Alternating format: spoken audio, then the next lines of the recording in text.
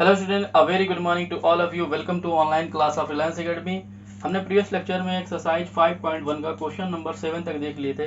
आज हम देखेंगे क्वेश्चन नंबर 8। तो क्वेश्चन नंबर देखिए 8 लिखा है f x is equal to mod x upon x जब एक्स की वैल्यू नॉट इक्वल टू 0 है, और यहाँ पे लिखा है एक्स की वैल्यू 0 के बराबर, तो एफ एक्स क्या आ जा रहा है, 0 दे रहा है। देखिए क्या मतलब है इसका।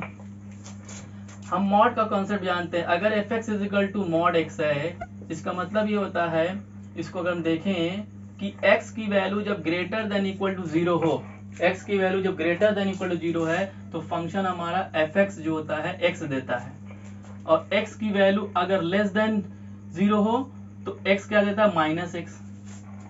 जैसे मान लिया x की वैल्यू 5 है तो हमको जो मॉड में वैल्यू बाहर आती है वो 5 ही आती है। अगर 0 है तो 0 आती है, लेकिन मान लिया -3 है तो -3 है तो उसमें फंक्शन माइनस एक्स हो जाता है। इस वजह से -3 इंटू माइनस माइनस में -3 इंटू माइनस क्या हो जाएगा, 3 हो जाता है। इसी वजह से फंक्शन उस समय क्या होता है, माइनस में होता है। तो इस चीज को देखते हैं, f x is equal to, देखिएगा ये फंक्शन क्या हो जाएगा, x is not equal to 0 है तो x is not equal to 0 का मतलब या तो x की वैल्यू ग्रेटर देन 0 है। तब x की वैल्यू ग्रेटर देन 0 है तो मॉड x क्या हो जाएगा, वो x हो जाएगा, और अपॉन x है ही है तो ये 1 हो गया। और x नॉट इक्वल टू 0 का मतलब कि x जो है 0 से कम भी हो सकता है, तो x लेस देन 0 है तब मॉड की वैल्यू -x हो जाती है, और अपॉन x तो आंसर आएगा -1। और x की वैल्यू जब 0 की इक्वल है तो क्या हो जाता है, 0 हो जाता है। तो यानी कि अगर फाइनली हम देखें ये फंक्शन हमारा एक्चुअली बन गया 1 -1 0। कब, x की वैल्यू जब ग्रेटर देन 0 हो, x की वैल्यू लेस देन 0 हो, और x की वैल्यू 0 के बराबर हो। अब ये बताइए क्या ये फंक्शन कॉन्टिन्यूअस है? नहीं कॉन्टिन्यूअस है। लेफ्ट हैंड पे क्या है, -1 आ रहा है, राइट हैंड पे क्या आ रहा है, ये 1 आ रहा है, और फंक्शन ऑफ द वैल्यू क्या है, 0 आ रही है। तो ये फंक्शन हमारा कॉन्टिन्यूअस नहीं है। जैसे हम लोग करते थे वैसे हम लोग कर भी सकते हैं। क्या कर सकते हैं, limit x tending to 0 minus f of x, फिर क्या लिखते थे, limit h tending to 0 f of 0 minus h। देखिए 0 माइनस h पे क्या है फंक्शन, -1 आ जा रहा है। इसी तरह से राइट हैंड लिमिट लिखेंगे जब x tending to 0 plus f x equal to limit h tending to 0 f of 0 plus h पे क्या दे रहा है, 1 दे रहा है। तो left hand limit and right hand limit जो है इक्वल ही नहीं है, यानी कि हमारा जो फंक्शन होगा वो कॉन्टिन्यूअस नहीं है एट x इक्वल टू 0 पर। ठीक, क्वेश्चन नंबर 9 देखिएगा, एफ एक्स इजिकल टू दिया x upon mod x, x की वैल्यू लेस देन 0 है। तो देखिए एफ एक्स इजिकल टू क्या लिख सकते हैं, जब x की वैल्यू 0 से लेस होती है तो क्या होता है, ये मॉड जो होता है माइनस में हो जाता है, तो x अपॉन -x यानी हो जाएगा -1। ठीक, और यानी कि x लेस देन 0 पे है, और x जब ग्रेटर देन इक्वल 0 है तो वैल्यू खुद दिया है -1। अब ये बताइए इसमें हम जब रखेंगे limit x tending to 0 minus f of x, limit h tending to 0 f of 0 minus h, तो यहाँ पे हम क्या आएगा, -1 ही तो आएगा, क्योंकि दोनों पे देखिए क्या -1 है। इसी तरह से जब राइट वाला भी करेंगे तो क्या आएगा, -1 आएगा। और फंक्शन की वैल्यू देखिए ग्रेटर देन इक्वल टू है, तो इक्वल में जब निकालेंगे f ऑफ 0 भी निकालेंगे तो -1 आएगा। तो left hand limit, right hand limit and the value of the function equal आ गया, यानी ये जो है 0 पे क्या है हमारा, कॉन्टिन्यूअस था। इससे पिछले वाले में क्या था, नॉट कॉन्टिन्यूअस आया था। ठीक,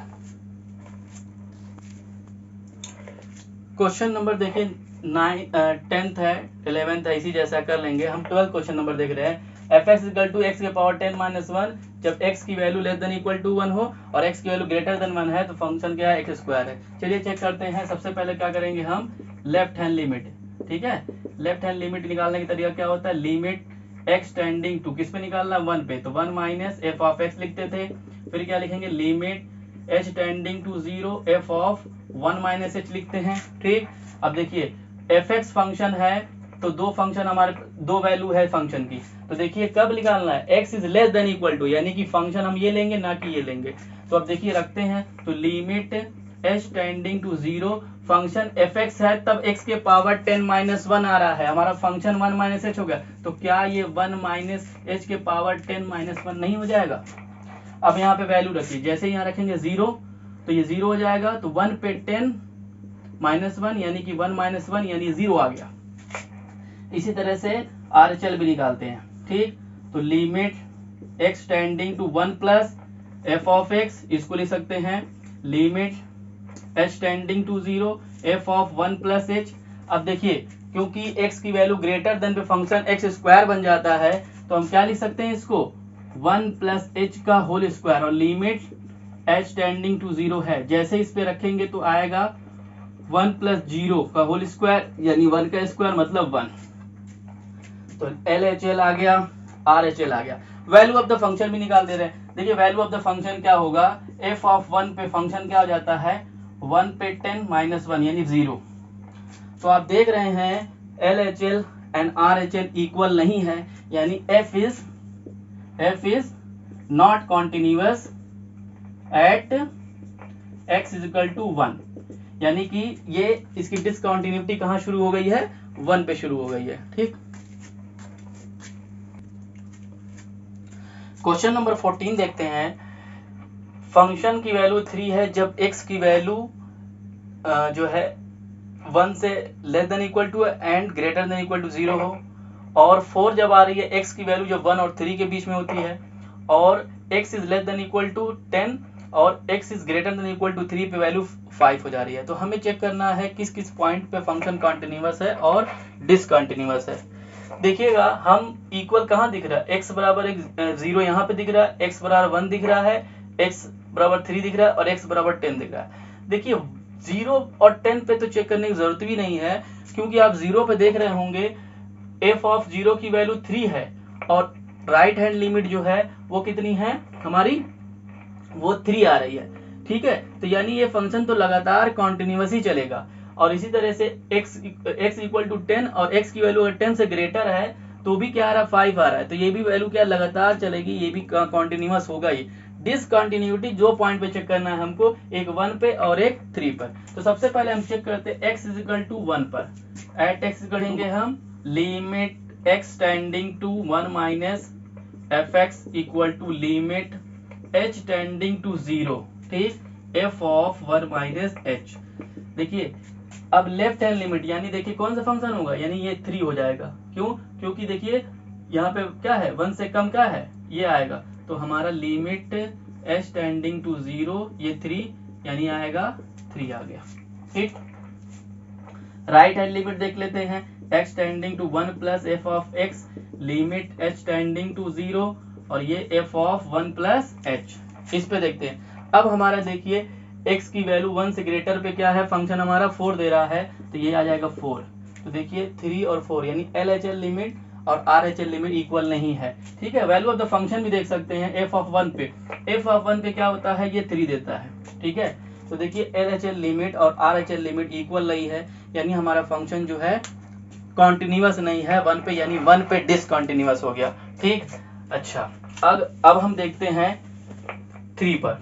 तो 3 पे क्या होगा, limit x tending to minus ये हो जाएगा f of x limit h tending to 0 f of 3 minus h, यानी लेफ्ट हैंड लिमिट पे क्या रखेंगे, यहाँ देखिएगा x की वैल्यू यानी क्या फंक्शन हमारा क्या हो जाता है 3 हो जाता है, यानी कि यहाँ पर 4 हो जाता है। और राइट हैंड लिमिट जब रखेंगे तो f of x limit h tending to 0 f of 3 plus h, यानी x की वैल्यू देखिए जब 3 से ग्रेटर होती है तो ये 5 दे रहा है, फंक्शन 5 हो गया।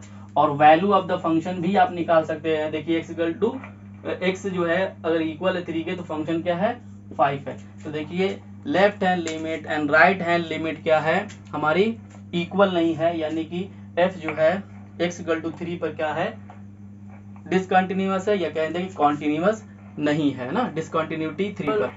17 देखते हैं, fx इज इक्वल टू दिया ax प्लस 1 जब x की वैल्यू लेस देन इक्वल टू 3 हो और x की वैल्यू अगर ग्रेटर देन 3 है तो bx प्लस 3 हो जाता है। ये फंक्शन कॉन्टिन्यूअस है। इस तरह के 2-4 क्वेश्चन आपको मिलेंगे जिसमें लेमडा निकालना होगा या जो है इसमें जो निकालना है a और b में रिलेशन निकालना होगा। तो इस क्वेश्चन में दे देगा कि वो कॉन्टिन्यूअस है तो हमें a और b की वैल्यू निकालिए या लेमडा की वैल्यू निकालिए या उसमें रिलेशन निकालिए, ऐसा भी आ सकता है। तो देखिएगा इसमें a और b में रिलेशन ही पूछा है। जब कॉन्टिन्यूअस है तो हम LHL लिमिट, RHL लिमिट और value of the function equal लिख सकते हैं। दिखाना नहीं है, लिख सकते हैं। तो देखिएगा left hand limit x tending to -3 f of x is equal to limit h tending to 0 f of 3 - h। देखिए लेफ्ट हैंड लिमिट का मतलब ये हो जाएगा। तो इस पे जो है हम रखेंगे फंक्शन हमारा fx ax प्लस 1 है। तो अब फंक्शन हो जाएगा हमारा a limit h tending to 0 a 3 - h और ये प्लस 1 हो जाएगा। ठीक है, x के जहाँ पे 3 - h वैल्यू रख दे, यहाँ पे 0 जैसे ही रखेंगे तो 3a प्लस 1 हो जाएगा। इसी तरह से हम लिमिट जो है राइट हैंड लिमिट निकालेंगे 3 plus f of x limit h tending to 0 f of 3 plus h। अब देखिए फंक्शन की वैल्यू जब जो है राइट से है तो हमारा फंक्शन bx प्लस 3 हो जाता है। तो इसको लिख सकते हैं limit h tending to 0 b 3 plus h और ये प्लस 3 लिख सकते हैं। यहाँ पे h की वैल्यू जैसे रखेंगे तो आएगा 3b प्लस 3 आ जाएगा। ठीक, इसके बाद क्या करते हैं हम वैल्यू ऑफ द फंक्शन। देखिए वैल्यू ऑफ द फंक्शन इसी पे निकाल सकते हैं। तो वैल्यू ऑफ फंक्शन यानी f ऑफ 3 की वैल्यू क्या होगी, f ऑफ 3 की वैल्यू क्या हो जाएगी हमारी a इंटू 3 प्लस 1 यानी 3a प्लस 1 हो जाएगा। ठीक, इस तरह से left hand limit, right hand limit and value of the function. अब क्योंकि हम जानते हैं कि right hand limit, left hand limit and right hand limit and value of the function जो है इक्वल होता है क्योंकि कॉन्टिन्यूअस दिया है। तो हम लिख सकते हैं यहाँ पे 3a plus 1 left hand limit और फिर लिख सकते हैं 3b plus 3 right hand limit and the value of the function कितना है 3a प्लस 1। ये कह रहा है ना कि f जो है f इज कॉन्टिन्यूअस था, continuous at x equal to 3। तो जब कॉन्टिन्यूअस है तो आप ये लिख सकते हैं। ठीक है, अच्छा अब इन दोनों को अगर ले लें हम यहाँ पे तो 3a plus 1 equal to 3b plus 3 हो जाएगा। अच्छा यहां से आ जाएगा हमारा 3a equal to 3b plus क्या हो जाएगा हमारा यहाँ पर 2 हो जाएगा। ठीक है, अगर हम 3 से डिवाइड कर दें dividing by 3 on both side तो आ जाएगा a equal to b plus 2/3। तो कुछ इस तरह से हमारा एक रिलेशन जो है आ जाएगा। ठीक है, नेक्स्ट वीडियो में हम लोग और क्वेश्चन को सॉल्व करेंगे।